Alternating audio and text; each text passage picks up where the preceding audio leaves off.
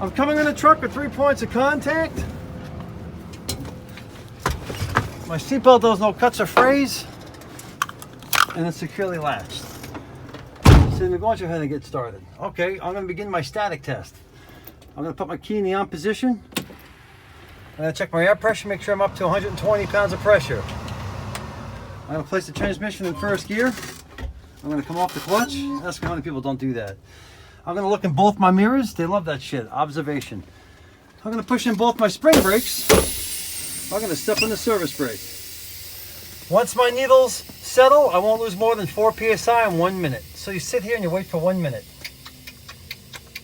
You can count in your head. 1 Mississippi, 2 Mississippi. Okay. I promise you within 30 seconds I'll tell you that's enough. Okay, pressure's holding. Now I'm going to test my low air pressure, warning light and buzzer, and that will activate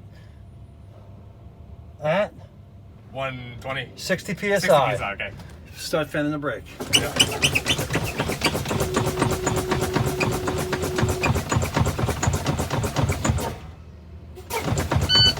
Low air pressure, warning light and buzzer works. Now I'm going to test my spring brakes, and they should pop out between 45 and 20 psi. Continue fanning the brake.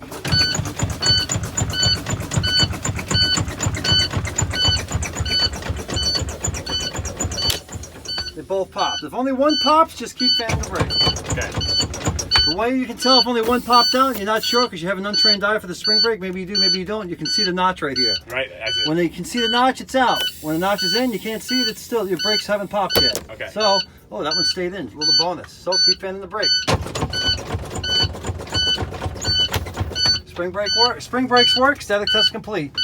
Now, I'm going to do my safe start to make sure the truck's in neutral and build my air pressure. So I'm going to put it neutral, I'm going to jiggle my balls, clutch is in. I'm going to keep the clutch pushed in.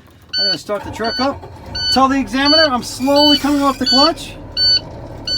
Safe start complete. While I build air pressure, I'm going to do my in-cab inspection. My mirrors are properly adjusted. My steering wheel has no more than 2 inches of play. Or you can say my steering wheel has no more than 10 degrees of slack, whatever you want to say, but just don't mix the two up. Horn works. Left turn signal works. Right turn signal works. High beams work. Windshield wipers work. Windshield washer fluid works. And my 4-ways are working. Then you're going to call out your gauges from left to right. My depth gauge, fuel gauge is working. Oil pressure gauge is working. Give it some fuel. Tachometer is working. Speedometer will work once we get moving. Voltmeter works. Fuel gauge works. Both my air pressure gauges are working. Work your way a little bit to the right. My heater and defroster work. Make sure you're on heater and defrost. We'll pretend that's heat since we're both dying in here. Okay.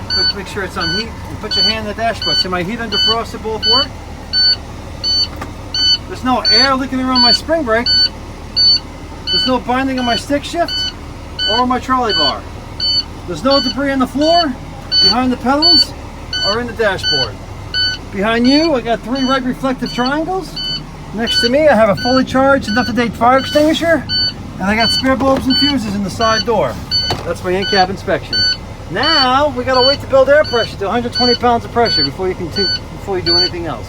You must have 120 pounds of pressure to do your static test, and you must have 120 pounds of pressure to begin your 4-point brake test. 1, 2, 3, 4. 1, 2, 3, 4. You gotta have 120 pounds of pressure in there. After we check your trailer brake, your tractor brake, and your trolley brake, we're gonna put it in neutral. I'm gonna wait to build air pressure a 3rd time because we gotta roll forward. So we'll just keep rolling. We'll pretend that we have 120 pounds of pressure. If you hear the air governor cut off, go psh. So there's my air governor cut off. I'm gonna continue my 4-point brake test. So all you do, it's very simple. Push in your tractor brake. By doing that, we release the tractor brake because we're going to test your trailer brake. Start at the top. First gear, look in both mirrors. Gently pull against the trailer. Clutch back in. You can leave it in gear. Just tell the examiner my trailer brakes are working and the jaws are securely locked around the kingpin. Now you're going to switch them. Hold this like a cigar. You're going to pull and push with your thumb. Just like that. Now, I'm going to test my tractor brake. Notice I'm still in gear. 2 hands on the wheel. Again, look in both mirrors. Pull against the tractor brake. Tractor brake is holding. Pull out your pushing your tractor brake. Pull down your trolley brake. Just like that. That's your trolley brake.